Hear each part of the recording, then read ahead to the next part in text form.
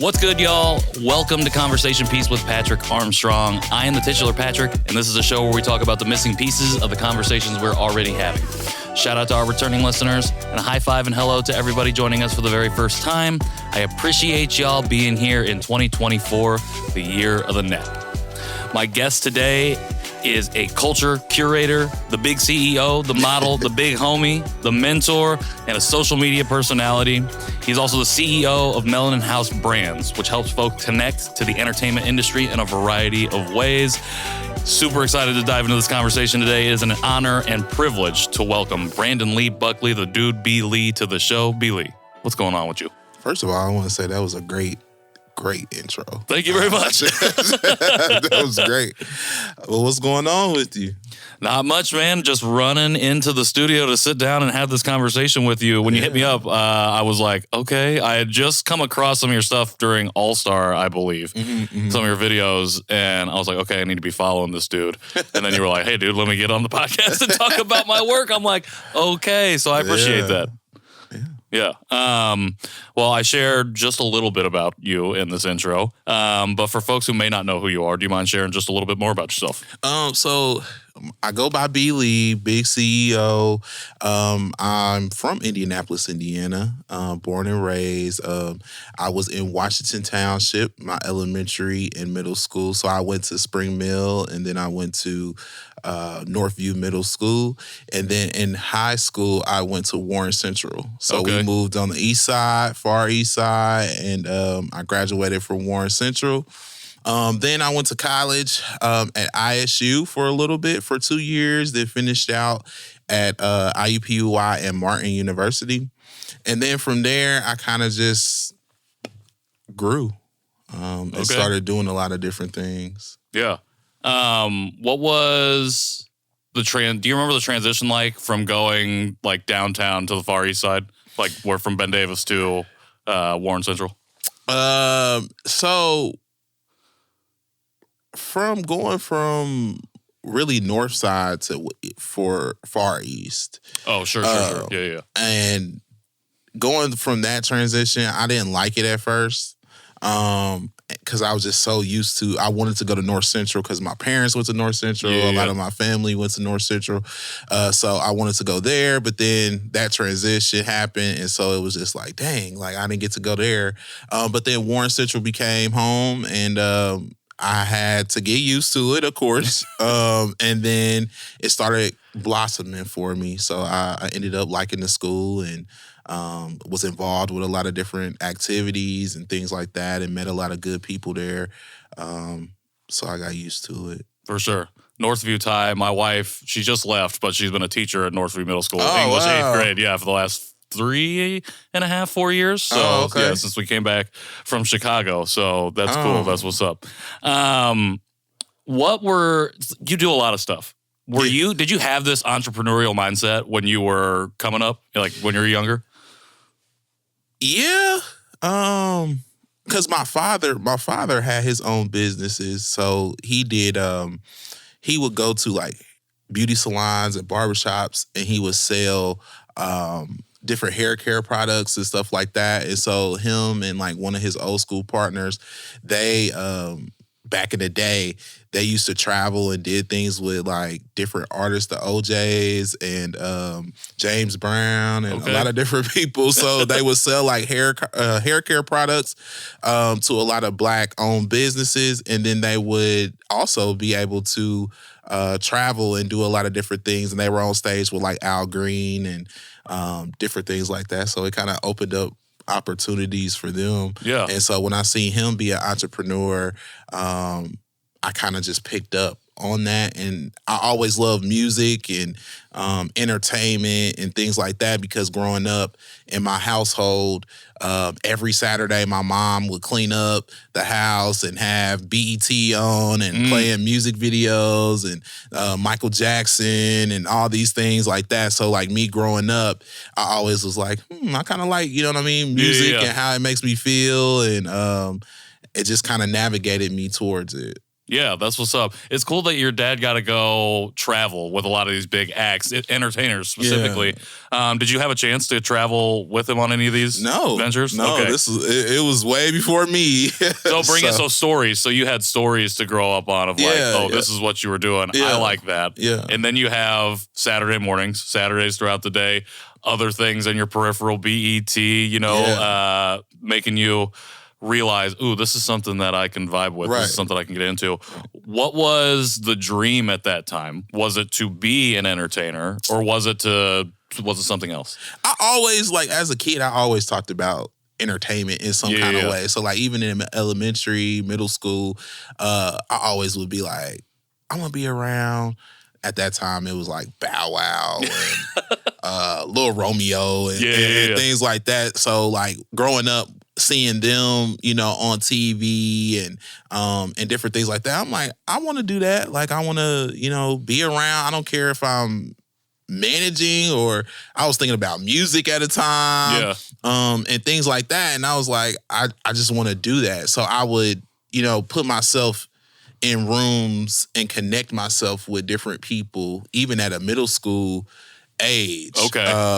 To start just networking and doing different things. So I like that you said you're networking in middle school. You're already working the rooms when most kids are like, hey, do you want to go outside and kick the ball around? Right, you're like, you want to kick the ball around? And what do you think about this thing? Yeah. That's what's up. All right. And then how does that, what are you taking into IUPUI and Martin? What's your focus? What are you studying? And does that fuel or feed into this idea of wanting to become an entertainer or entrepreneur? So really when I went to ISU, it had in the beginning part, my first 2 years there, I was doing events my freshman year. And so I started doing I had, cause on campus they had SOB, that's what it was called, but I can't remember what the acronym standed for. But I went there for the summer, and then I met my little crew of people. And then during the school year, fraternities and sororities would have different events. And then I did a off-brand Wildin' Out event, but I included the fraternities and sororities, and it was my first event, and I planned it and I did everything.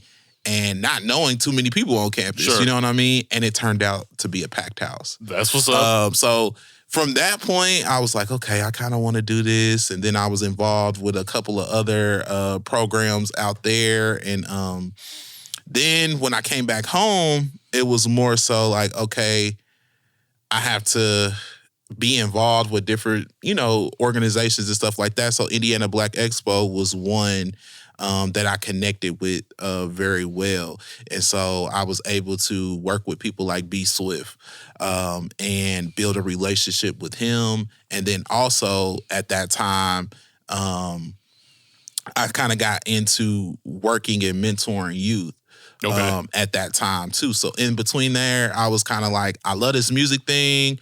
I also kind of like this youth thing, because at first I was I don't know about this. Sure. And so then that's when I wanted to go get my degree for business administration. So, so from that point, kind of focused in on that, but still build in entertainment and nonprofit. Your foot was always kind of in all of these things while you had your eyes okay, I'm going to go get this to further to kind of fuel all the stuff that I'm already doing. Mm-hmm. I want to ask you about, this working with youth. I know it's at George Washington Community Schools, right? Mm-hmm. But first, I have to ask you, this off-brand Wildin' Out event, was it house versus house, and then you had just the different styles of competitions?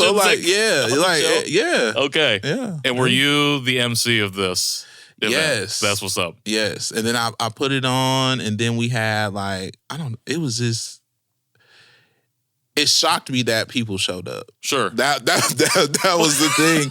But I knew a lot of upperclassmen. Okay. So that kind of helped. And especially it helped with me coming in the summertime too. As well. Well, it's they have a little bit of that clout, but that 7th grade networking mindset really served you to start up this first event. And I love how it's just I feel a lot of the conversations I've been having with indie folks in particular this year has, for some people, there's always this one thing that just kind of opens their eyes or gives them the idea, oh, I could do this. And it's just like, oh, I had this first event that like was off the chain, like in terms of like what I had expectation wise. Right. And it just sent you down this path. But you, like you said, you also had your foot in this nonprofit sector. So I want to ask you about that. Just what was your time like working with the youth? Like you said, you started, it was like, I'm on the fence. And then it was like, okay, I kind of like this thing.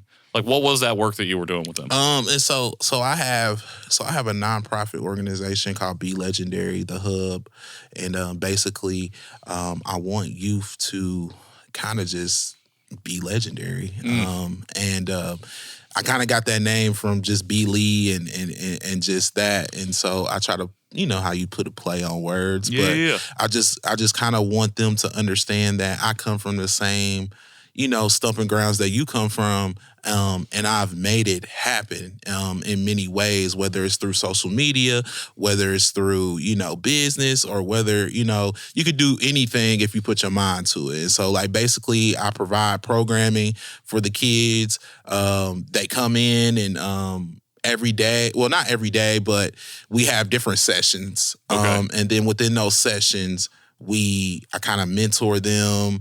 I have different people that come in that's from entertainment world, or that's an entrepreneur or financial literacy or anything like that. Because right now, what I've learned, even being with those kids, is just you have to relate.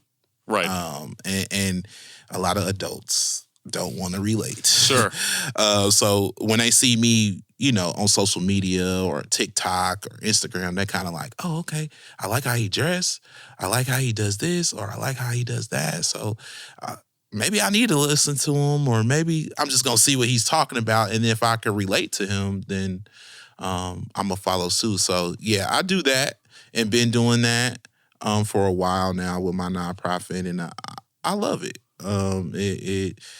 The kids inspire me, what I mean, to kind of just keep going and keep doing my thing. Did you know that you were always going to kind of start your own nonprofit for youth? No. Or like, how did that, what was the transition to make you like, okay, I want to do this too? So it was just other people, like a lot of older people that were older than me was like, you chosen to do this. And it was kind of like, am I?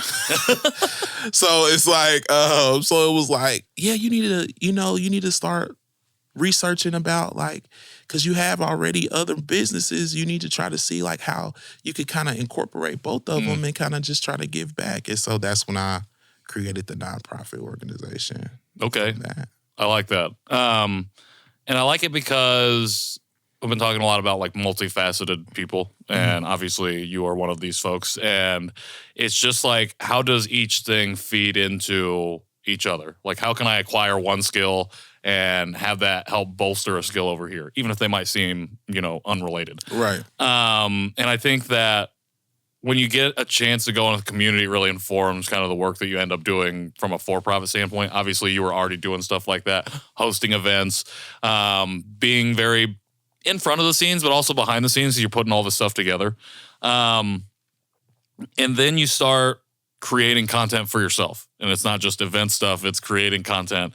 I love your page. I love the stuff that you do. I'm trying to like figure out, as not a fashion person, but a person who's trying to understand what fashion means. Like, I was following you. It's like, okay, maybe this is helping me out a little bit more. Okay. But when did you first decide, okay, I want to go this influencer content creator route?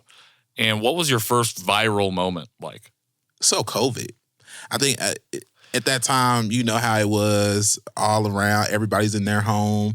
They chilling, not around people, So it was more so they like, hey, a new little app has came out, TikTok, and everybody's on it. And I'm just like, should I get on that or should I not get on that? And so I got on, and a lot of my kids were telling me about TikTok, and they was like, you should just try it. You should just do funny videos or just do whatever. And so I just started doing like, because TikTok back then was so different than how it is now. I was just making videos. Like I was dancing, eating food, doing different things. So it was like a variety of things. And then it started to blow up. And I just was like, wait a minute. Like, there's no way this can be real. Like, that you're getting this many views, or you're doing this, or you're doing that. And so then I was kind of like, I already had a business at that time. So I was like,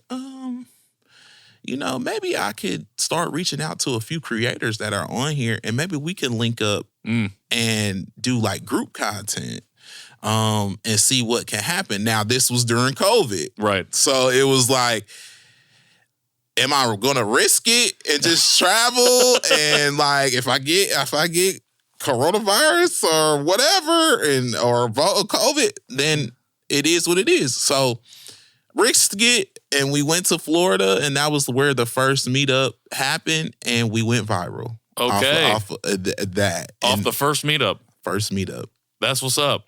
What was the energy like at that first meetup? Obviously, you don't go in with the plan of going viral, I don't think, right? It's just like, let's see what we can make It was together. just kind of like off of my thing, because they kind of were following me. So it was kind of like, a lot of them, they were growing on social media, but then it was like, they didn't really know. So I was the one that kind of had that layout or that plan in my head, like, okay, this is what we have to do.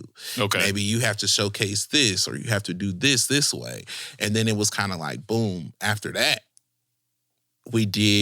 I remember it was a video we were in, this one of my clients who's really, really big, right? He did some kind of, for the ladies, he got out the pool in slow motion. We went to Walmart, came back, million. Damn. And he was like, it hit 1 million. I'm like, let's go. Let's get back in the pool. Let's keep it going. So from there, so after that meetup, mind you, it was 3 people that were in the group at that time that ended up not really taking heed to it and just like being open to it. So they kind of disappeared. Sure. So then it was like, I only had 2 people, and I was like, well, I'm going to keep going. I'm just going to have to rebuild and kind of just ask other people. So then we went to Atlanta. When we went to Atlanta, it really skyrocketed. Okay. We did a group meetup there. And from that point, it kind of went crazy. It was girls chasing us in the mall. It was just like, what is going on here? Yeah. It was like a flip switch. Kinda, like it was not that, and then it was that. Yeah. So that's kind of how things kind of jumped off at that point. And is this under the Melanin House Brandz? Yeah. So at that time, it was we were called on social media Melanin House of Kings, and then later on I created like Melanin House of Queens, which was the females.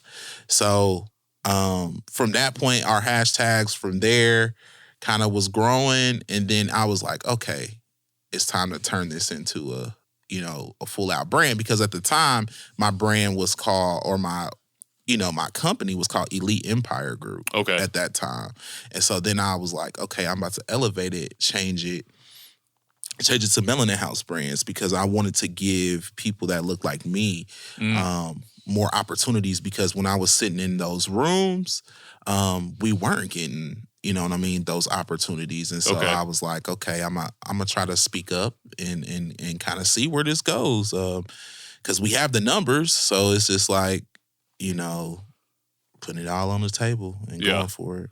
I think what's really interesting about, and we're obviously like moving our way chronologically through your story, but what is really interesting to me in the research part of it was that what you do now as a personality and an entertainer and influencer, like you said, people see the finished product. They don't necessarily see the hours that go into. Mm-hmm. But for you specifically, people don't necessarily see the literal years of work that you did with Elite Empire, and then with the brand updating and changing, and like all of that work leading into like the videos and the content and stuff that you now create, which I think is really interesting, because like I said, multifaceted. You don't just create the content, but you've been managing folks who have been doing their own thing, doing stuff that precedes social media and going viral in that way. Mm-hmm. What was it like? What's it been like to marry those two things together? Like managing other folks who are creating, helping them reach the point that you want to go, that obviously fuels into your brand, and then also making sure that you manage your own self and get after it for B.Lee. It's been, if I'm being honest, it's tough. Sure. Because sometimes when you're managing other people, there is clients that before I even got a hold of their brand and managing them, that they already on their own kind of like did some things as well, sure. and had their numbers. And so it was like when I stepped in, it's kind of like organizing you. And a lot of people, some people don't take that part very like serious, or they just like, here comes this dude, he's coming in and he's trying to manage my brand, and it's like, why is he telling me to do all these things and I could do it whenever I want to? And it's like, no, that's not how it works, because don't you want to grow and don't you want to get more things? Right. And so you have to be organized. You have to, if a brand asks you to do this and this and this, you have to do this on time. Because if you don't do it on time, then they're going to look at you sideways and be like, we're not working with him no more. Right. Or her. You know what I mean? Like, so that's the hard part of, what I do. Now, as far as me, like managing my own, I'm pretty good. Like I'm very structured. I write my goals down. I every day when I wake up, I have a set agenda of kind of like what I need to do. I need to make sure I be on time. All these type of things, or I will probably get anxiety if I didn't. And I'm just very organized, and I'm very business. And a lot of my clients, they just think, all the time, like even when it comes to just doing content and just being around and being involved in things, they always are like, you're always in business mode all the time. Like, why we can't have fun and just turn up and bring the girls and do this and that? Yeah. And I'm just like, y'all, only you would understand if you had a brand, or not saying not have a brand, but have a business that you have to operate multiple people under. You know what I mean? And talk to these big companies that you work with on a day-to-day basis, and it's a little struggle. Yeah. You know what I mean? But I make it work. Yeah, I mean, as the go-between with artist and institution, it there doesn't leave a lot of time to go out and do all the fun stuff that you want to do. And like, if the artist you're managing fucks up, like that reflects poorly on you too. Oh my God, it's not just the artist. Yes. There's a ripple effect out of that. Like you said, if you don't own your own business, you don't always understand the way that wheel turns. Right. Yeah. Man, where was I going to go with that? I know where I was going to go with it. I think another thing that's really interesting. Well, let me ask you this. So you have been doing all of this based in Indianapolis, correct? Yeah. So okay. I started in Indianapolis, and that's one thing that I always want people to understand, because we're a small city, so-called small city. Yeah. And a lot of people feel like I have to move in order to jumpstart something. And it's like, if you can't get your city to support and kind of like do what you need them to do in order for you to elevate, then what makes you think you could go to another city and do it? You know what I mean? And so I felt like I put my time in, in Indianapolis, and then from there, TikTok kind of led me to start going to other cities and start doing different things. So, yeah. Well, like you said, you built a relationship with, like, you got to know B Swift through the entertainment, like hosting and stuff, and built a relationship there. Obviously, being born and raised here, like your indie Naptown runs in your roots and your blood in that way.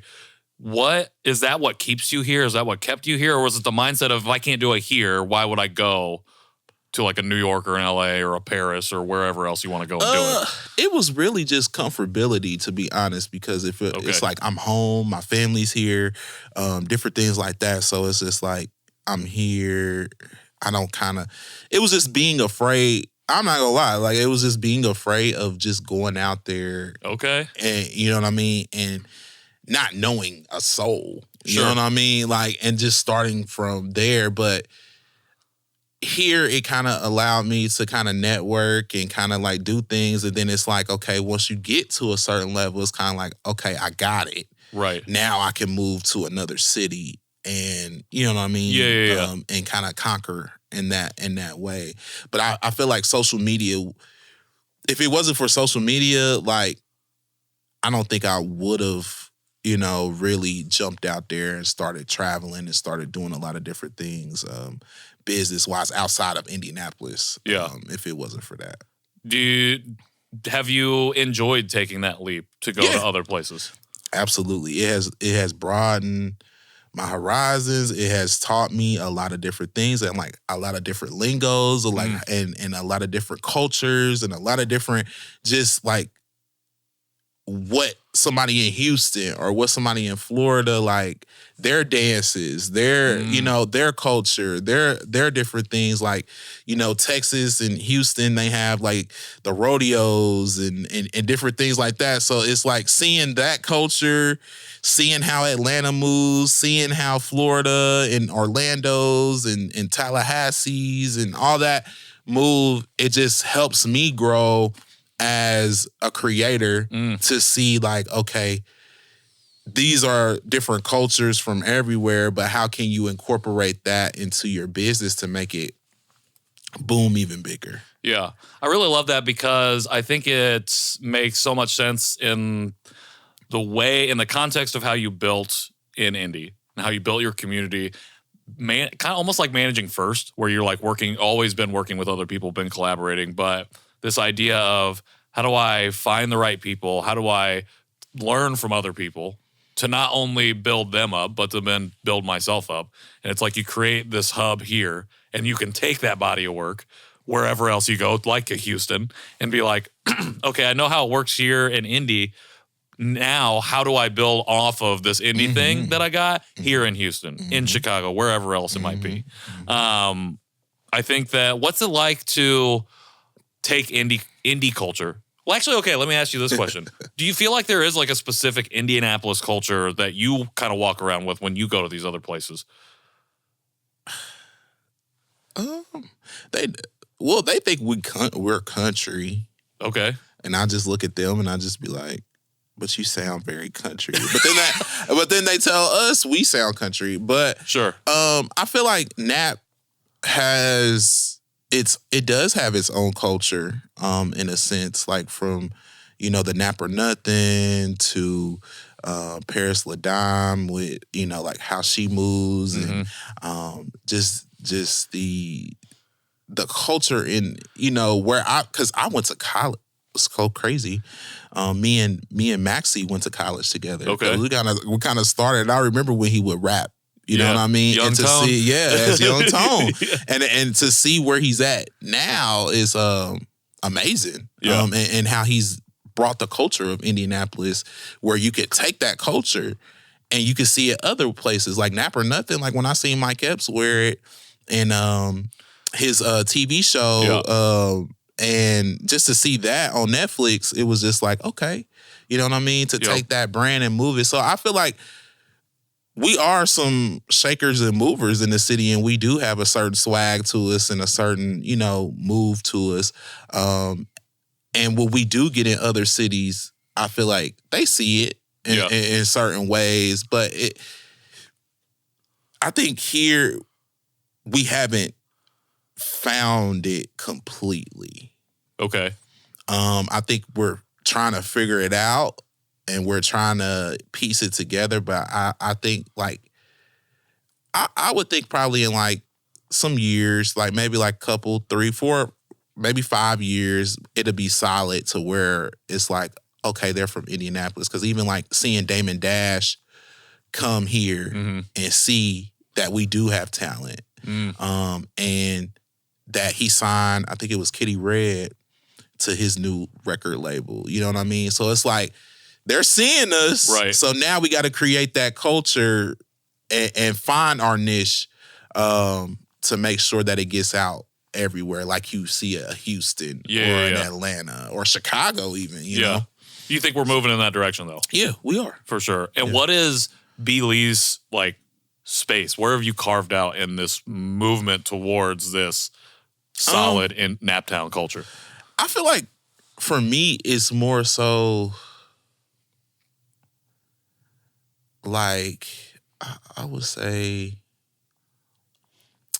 because like Coach K's from here, and he has an eye for talent. And I feel like with me, I have an eye for talent. And so for me and my niche and kind of like where I fit in is like creating that culture and creating that vibe and helping not just people from Indy, just everywhere categorize themselves into this brand and knowing that you are a brand and that how you dress, how you walk, how you talk, how you handle business, how you do these things all make up your brand.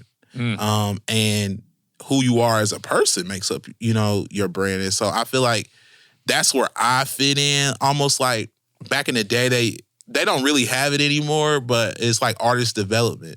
Oh, okay. Sure.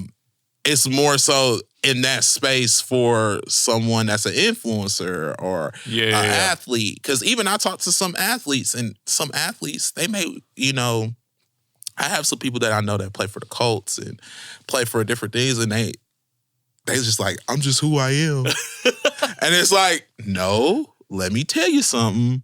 You have a brand. Right. You're just not like, you have to dress a certain way. You have to, you know, make sure you come and give back to these kids. Make sure you do this. Make sure you do that. So that's where I feel like I fit into the piece. Like, I'm not gonna say like a DJ Khaled or a Jay-Z. Well, Jay-Z is kind of like that. You can if you want, and we will clip that out and post it on social media. Like DJ Khaled and Jay-Z type of vibe. You know what I mean? And trying to elevate just like my culture and take it to a new level for people that aren't put on, you know, that doesn't have a deal or that's independent or that's what I feel like I bring to the table. And I have proven time and time again that I can make you into a full superstar in a whole brand, and have brands behind you. Like that's a no-brainer. He's got the record. Yeah. We can look. Well, it's linked in the show notes, but you can look it up. You can look it up. You can literally look it up on the internet. Yeah. Okay, so I appreciate you sharing all that you shared about kind of like not only your history here, but your career in terms of working with people, working with celebrities, working with athletes and influencers, and not only that, but crafting and creating your own space, as well as doing things to lift up the people around you who operate in a similar space. Mm-hmm. And so I want to know, or I'm wondering from your perspective, as Indianapolis, small big city, whose culture is currently forming, but it's getting there. Where a lot of people in Indianapolis now are finding a foot in influencing, in working on social media. Mm-hmm. What do you think is missing from, or something that we just aren't talking about right now in terms of how influencing and how social media plays a role in our city, in helping to build that culture? What are we, just as a general public, not getting right now that we need to start focusing on to help support the work that you do, to help support the other creators that are coming up? Just I think even businesses just giving us platforms. And I feel like people like Jeff and Kelly from Be Nimble, they do a great job at giving people opportunities. Yep. Also, Midwest League is another one that gives huge opportunities. Be Swift even allow, you know what I mean? Like, he does give, you know, other entrepreneurs and other influencers opportunities as well. And those people are some of the movers and shakers that we need in order to build. But a lot of companies, I feel like they don't understand the influencing space. Sure. On the institutional side, they don't get how it is beneficial to them. Yeah, how beneficial it is. And like, you have people like the Polished Lady who, shout out to her. She's my cousin. Oh, okay. Got an obligatory plug. She knows what it is. She knows what it is to be an entrepreneur. You know what I mean? And to see, other companies, Black-owned companies, different things, giving her an opportunity is dope. But I feel like it's just a misunderstanding to companies or companies even in Indianapolis on how to use an influencer. Okay. And they need to be open. Even if, I don't know, maybe we need to have a seminar about how to connect with influencers and how does that work? Or even not just influencers, like athletes, models, different things like that, because that piece of social media can help your brand really grow. And I don't think they have a full understanding here of how that works. What's the conversation like on your end when you're trying to connect the dots for an institution to be like, this is how this is how so-and-so can help you? So it's a long process. You don't have to give away any trade secrets either. Yeah, no. It's a long process. Sometimes it's a lot of back and forth. Like, okay, do you think this client? It's like, okay, my client has 2 million followers. Their engagement is this. So, like, a lot of times what I do is I take, their engagement that they have maybe for the week or the month or whatever. And when we're pitching in that month, they can kind of see, okay, they're getting this many views. They're getting this. They're getting that. And so then when I pitch them, it's kind of like, even with that, it's still like, are you sure that, that they're going to post, or are they going to do this and they're going to do that? Because a lot of companies, what a lot of people don't know, a lot of companies, they are very, very hesitant on working with influencers or working with anybody, because they've learned back, for some years now, they'll pay the money up front and then there's not going to post. Yeah, there's no deliverable. Yeah. So now they're very hesitant. And so, like, it takes a person like me to kind of, like, step in that and just be like, reconsidering them, like, hey, my clients are some of the top clients. Here's the proof of that. And I know that my clients can bring it to you the way that you want it, and in a style and in their own way, and bring, something to your brand lucratively. And so it works. Yeah. Now, is it always perfect? No. Do I always have to be on? Like, it's literally like yesterday and this morning, I'm like telling my clients, hey, you need to be on your stuff. You need to post. You need to do this. It should not take this long for this brand to get their content that they need. You know what I mean? And so sometimes a lot of my clients, they just think, oh, here he goes again. He's on me. He's talking about, and it's like, no, I'm not on. Like, if you would sit in a meeting and you would have to hear back the feedback, I'm being nice. Yeah, I'm buffering for you. Like, like, so that's the piece that, I feel like is where I'm at, How does an institution, like, so I'm assuming it's a lot of, just like you said, it's a long process, but a lot of repetition, and it's a lot of grabbing the data, showing them the data, explaining the underlying meaning of all that data, then doing that again the next day, just to continue to kind of hammer it home. How does an institution build that in so you can get past that and get to the work sooner? Because I can only assume that getting to the work sooner allows for more opportunities to work for your people, for anybody who is trying to get in this particular lane. It's just consistency, honestly, like you said, and that relationship. I feel like I tell a lot of people relationships work so much better. And when you build that good relationship, it's kind of like you get past all the other bull crap. You know what I mean? Yeah. And it's like, they're like, oh, I know this dude. Like, he does do the good work. So I'm not even going to worry about all the extra stuff. I'm just going to make sure I give him the platform that he needs, give him the clothing that he needs or the brand that he needs, and making sure that it gets carried out. And that's the huge piece for me, is relationships. Yeah. Like, that takes it past all that, all that riffraff. Okay. That makes sense. Because the relationship makes that thing sustainable, so you can get work from the same client.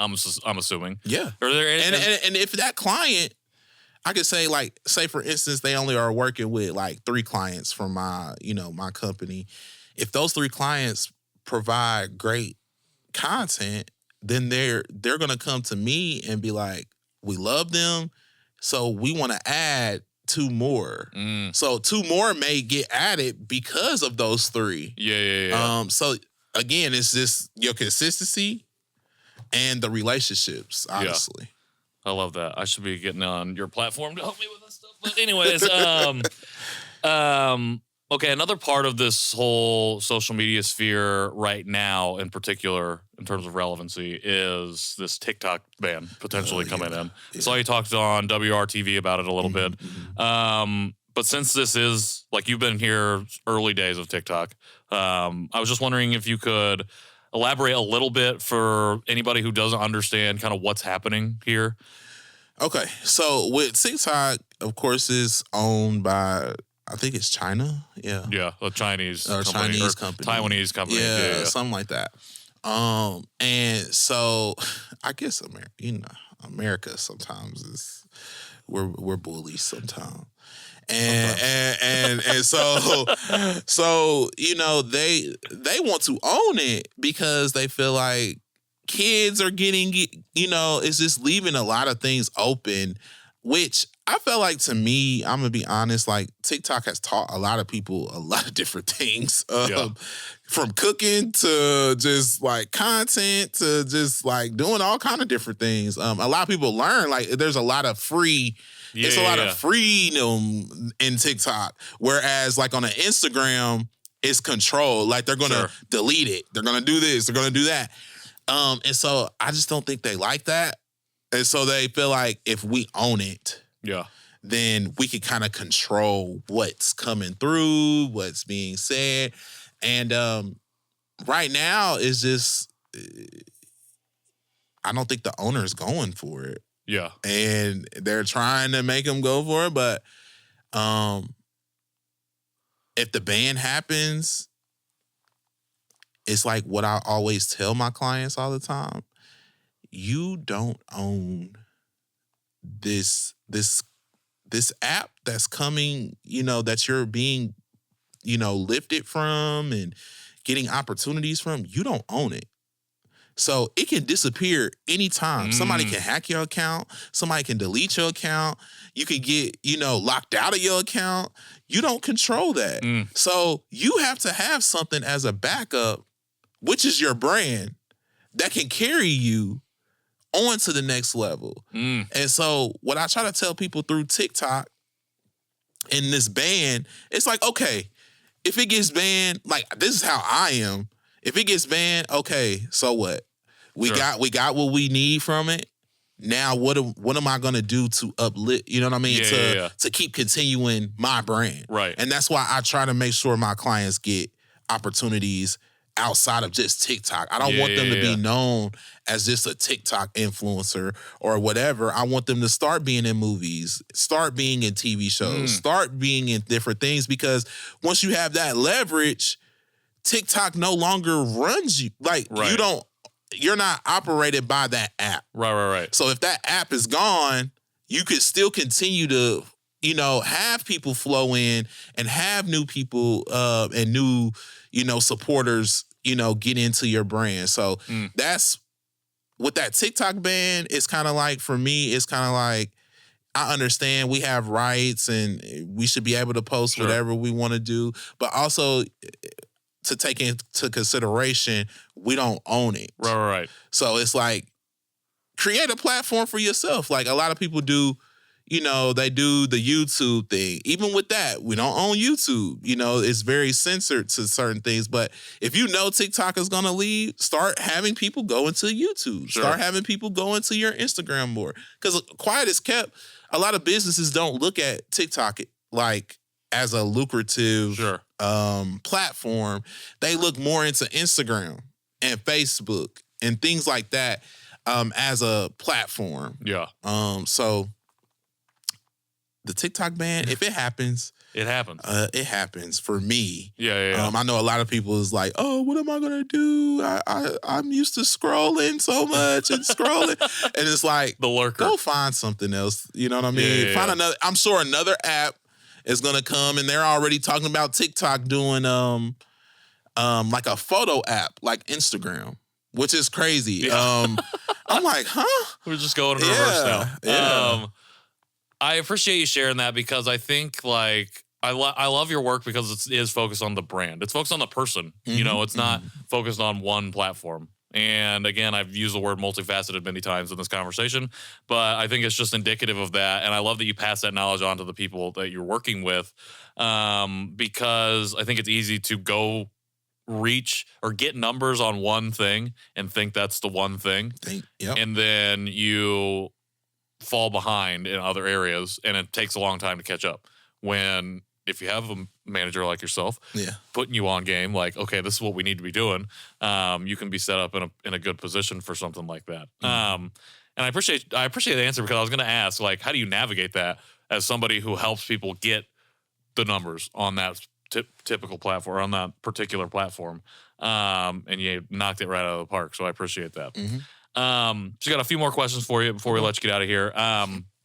First one, it's part of our new segment called Give Them Their Flowers, presented by Frida's Flowers, where guests take a moment to give someone or something they've been vibing with their well-deserved flowers. So, B.Lee, I want to know, who would you like to give their flowers to today?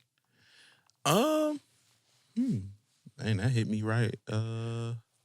Let's see. I would like to give. Can it be? It has to be one person. No, it can be whoever you want to give flowers to. Whoever you think deserves it right now. So like right now, I think B Swift deserves his flowers, and then Greg made Buck that does InstaSync and all his brand. Yep. He has so many with Former the videography. Made Buck, Greg. So those two honestly have been down for me since day one. And I appreciate both of them for just, when it was time to come and record stuff and get content out there, Greg was there to do that piece. And then B Swift was there I could text him at any time and be like, hey, so what do you think about this? Or what do you think I should do about this?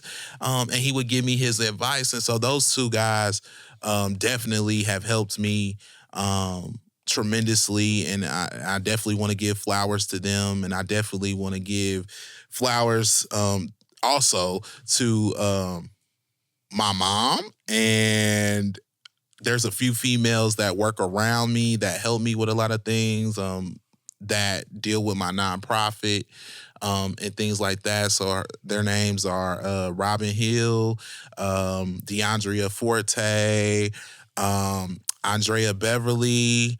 So those three like kind of help guide me, and I have that female, empowerment in that, because you always need that. 100%. 100%. And so, that's what I want to give all my little flowers to, because Beyonce, she be delivering roses and flowers to everybody and give everybody get their little card. So that's from me. Yeah. I love it. Shout out Buck, shout out B Swift, shout out your team, and shout out B.Lee's mom. That's what's up. Yeah. That's what's up. Okay. I almost forgot to start asking about this, but you're a podcaster yourself. You had a podcast, the B-side. Yeah, yes. Talk to me about the project, and when are we getting new episodes? So the B-side, I decided to do it because I just was like, okay, podcasting. Everybody is, of course, doing podcasting. You're a high quality podcast, though, I gotta say. Thank you. And that came about because like a lot of my creators, and influencers that I manage, they all like we have different talks, you know what I mean? And they're like, okay, B.Lee, you talk a lot. So why don't you just create a podcast where you can kind of encourage people and bring different people so they could kind of just be in your world. And so that's where the B-side came from. And then so Josh and them at Creative Native Films, they helped me because I always wanted it to be very high quality. For sure. I'm a stickler to that. And so they helped me. And we created all the episodes. That was like half of the first little trial of me doing it. And I felt like it's good. Is there things that, you could change with being a podcaster? Oh, absolutely. Yeah. And I am going to have more episodes. I am going to, keep continuing to do it. Because I just got a sponsorship with Bel Air and Rick Ross and all of them over there. And they allowed us to come to Bel Air Studios in Atlanta. That's what's up. So I did one episode. That was like one, I think that was like the final one that I have up right now. Yeah. A couple months ago. Yep. Yeah. So that one went up, and that went well. And so they kind of want us to kind of come out there and do more stuff. And so episodes are coming. There's going to be more episodes. I think I want to kind of incorporate some different pieces to it to kind of elevate it a little bit more and make it a little different. But overall, yeah. I loved it, especially after getting to know you and sitting in this conversation about just the importance of community and the networking and building that you've done. How each episode brings in different members of your crew or people who are in your orbit to share and have conversation. And again, like, it was very high quality. If nobody's told you that, I was like, damn. I'm like, do I need to step my stuff up again? I was like, this is nice. I'm like, we need to get to the sponsors where we got the bottles just all around the spot with the lighting. It was dope, but I'm excited for more stuff. Any idea when we might be able to expect that? This summer for sure. Okay. My plan is this summer. Atlanta is going to be a hot spot for me this summer. And Houston. Okay. So I'm going to try to make sure in between times doing business there that I'm able to kind of create. And, I have some partnerships with Kick. So I don't know if people have heard of Kick streaming. I just recently did something with them. And so we got some things coming for that. Because, the streaming thing is a huge opportunity. So I'm working with them. And then, of course, being able to work with sponsorships like Fashion Nova and Rockstar and Boohoo Man and a lot of different things that kind of helps keep the funds coming and helps keeps the brands and the podcasts and different stuff like that funded. So so this summer, for sure. All right, this summer, I like it. I'm ready for it. 2 more questions before we let you get out of here. Again, you're busy as hell, so thank you for sitting down and taking the time to do this. You're doing TV, you're doing all kinds of stuff. All right, but for the young Naptown kid looking to do something in this realm coming up, what advice do you have for them? What do you want to tell them right now to let them know, okay, this is what you got to do to get to where I'm at today? So it's so crazy because yesterday I was talking to the youth about that, and I was telling them being a part of the 1%, and a lot of the kids were like, "What is the 1%?"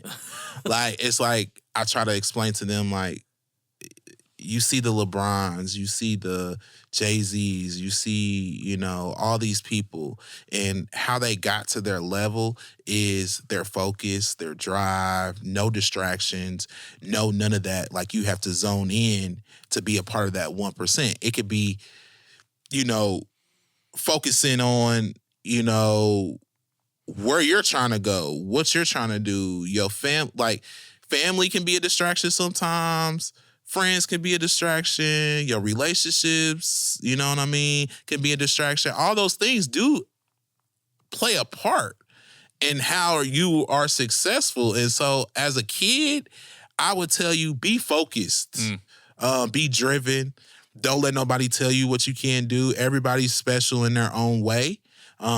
And find that special niche that you have and elevate that and cater to it and study some of the greats, study and help. What can you do in your own way that can help you elevate and study, how to be great?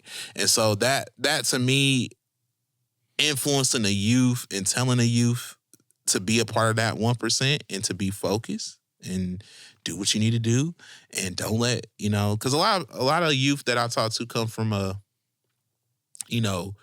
hard background. Sure. So, and a lot of times I feel like some youth don't have both parents in the home. Sure. You know what I mean? And so it's a little struggle there.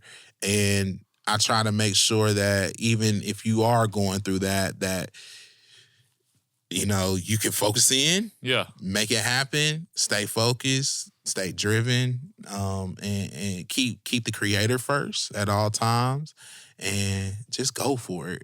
That's what I would tell people: just go for it, and you'll see if you made for it. Yeah. I love I love it. And I love this idea of the 1%, like the reframing you've done. Because I think when a lot of people hear that, they think of like the top 1% of wealth or income earning. And your top 1% is mindset. Have you been listening to the Mind the Game pod with LeBron and JJ Redick? So I watched it and I was like, okay, he talks about the 1%. And he talked about the exact thing. The mindset thing. Yeah, he talked about the 1%. And then also I listened to a lot of Eric Thomas as well. Oh, okay. Yeah, and Eric Thomas talks about the 1% as well. And it's like, when you think about it, it's like, yeah, that is how you get to the top. Right. Is even Deion Sanders, he talks about it. You know what I mean? To get to that level, you have to do what other people don't do. Yeah, are usually not willing to do. Like, or not willing. He talks about the sacrifice of like even your family. Yeah. Like you're gonna go and be at the gym for 18 hours, and when you get home, like you honestly don't have the time. You don't have the time or energy to give up to that, and then you have to go back to the gym at 6 a.m. Like you gotta be up at 3 to go back to the gym. Some people's not gonna go to that gym at 6 o'clock in the morning. Well, They're not like, everybody's built that way. You know what I mean? Yeah. And so, but like, if you can let people know, especially young people, that if you want to see like what you're made of, if this is what you're made for, like you can go do it. Like people don't usually get affirmed. They're just like, you're never gonna get it. Yeah. So don't go for it. Yeah. And I like this reformation of like, well, you can get it if you want to go for it. So go for it. Yeah.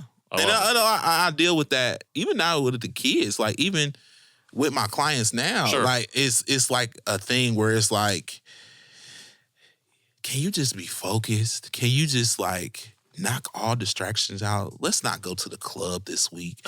Let's not go to like, can we lock in and just be a part of that? Do you really want this? Because a lot of people feel like, even I could say a lot of influencers feel like things should be handed to them. And it's like, no, just because you have 1 million followers don't mean something should be handed to you. Right. Because you might not have put in that much work. You know what I mean? Right. Like to get there. So it's and like, it can be gone at any moment. Yeah, it can be gone at any moment. So it's like, I need you to be focused. I need you to be locked in. I need you to be, forget about chasing that girl. You know what I mean? Right. Forget about, going to that club and popping bottles and then looking at your receipt when you get out of there like, dang, I shouldn't have came this time. You know what I mean? Like, just be focused in on where you're trying to go. And so I always look at that for myself, not only for youth, but myself and, anybody that I work with is I want to be a part of that 1%. So what am I going to risk? Right. To be a part of that. Yeah. I love it. I think it's a great note to end on. You talked about what you got going on. You're going to be in Atlanta. You're going to be in Houston. You're going to be around a little bit. You're going to be doing things in Indy. For people at home, where do we find you? How do we follow along this journey? How do we support you going forward? Okay. And so you can find me on Instagram. I am the official B.Lee. That's on Instagram. TikTok, I am, what is it? Oh, you better believe it. So, and believe is spelled like with the B and a dot and the Leeve. It. You can follow there. YouTube. it's the B-Side Podcast TV. So you could go on there. If you want to look up some other information, you could go on Google and type in, my full Brandon Lee Buckley in there, or you could type in B.Lee, and you could see some stuff that's in there from like famous birthdays to like different things. I did see your famous birthday page. Yeah.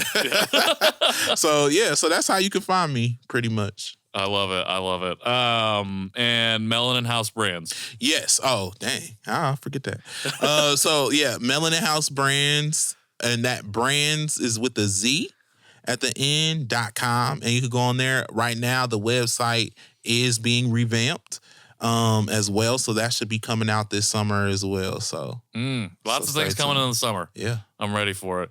B.Lee, I appreciate you being here. Thank you so much for this conversation and sharing so much with us. Yeah. It's B.Lee.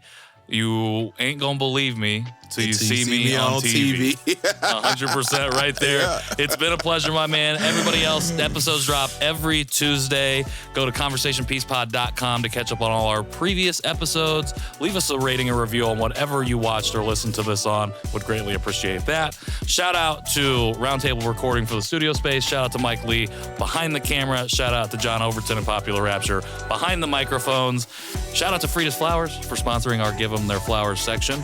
And last but not least, if you want to follow us at Conversation Pod Peace on Instagram, that would be great as well. Until next time, we have a lot of stuff coming up.